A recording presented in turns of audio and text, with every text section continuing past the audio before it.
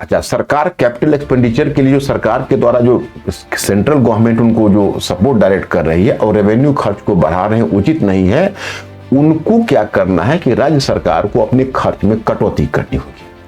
अब राज्य सरकार अपने खर्च में कटौती नहीं करती है तो उसका दुष्परिणाम क्या होता है, जैसे देखिए उसका दुष्परिणाम मैं आपको बताता हूं। होता यह है कि अब केंद्र सरकार अगर सेंट्रल गवर्नमेंट उसने अगर अब 4.3% पर अपना कर लिया या 3% पर कर लिया, लेकिन जो स्टेट गवर्नमेंट है वो अब उसका राजकोषीय घाटा बढ़ता,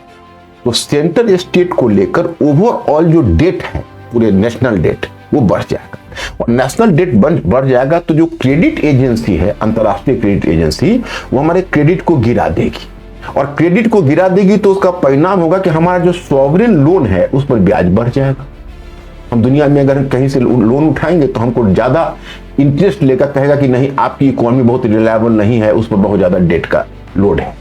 तो इसलिए नागेश्वरन महोदय ने भी इस बात पर चिंता प्रकट की थी इकोनॉमिक सर्वे में कि स्टेट गवर्नमेंट को थोड़ा सा अपना जो डायरेक्ट बेनिफिट ट्रांसफर भी कर रहे हैं वो भी थोड़ा कम करना होगा, इतने सारे सब्सिडीज दे रहे हैं, कम करना होगा, नहीं तो अब ये चलने वाली चीज नहीं है।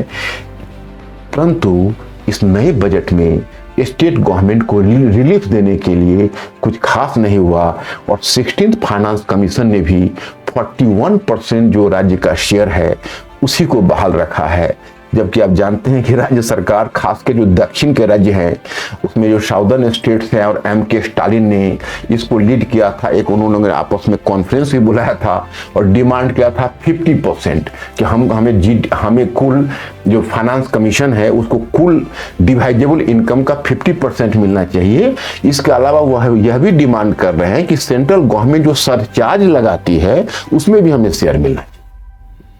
तो 50% तो खैर देखिए इम्पॉसिबल अमाउंट है, लेकिन अब सेंट्रल गवर्नमेंट को राज्य सरकार की थोड़ी सी जो चिंता व्यक्त करनी चाहिए, उन नए बजट में ऐसा कुछ नहीं दिख रहा।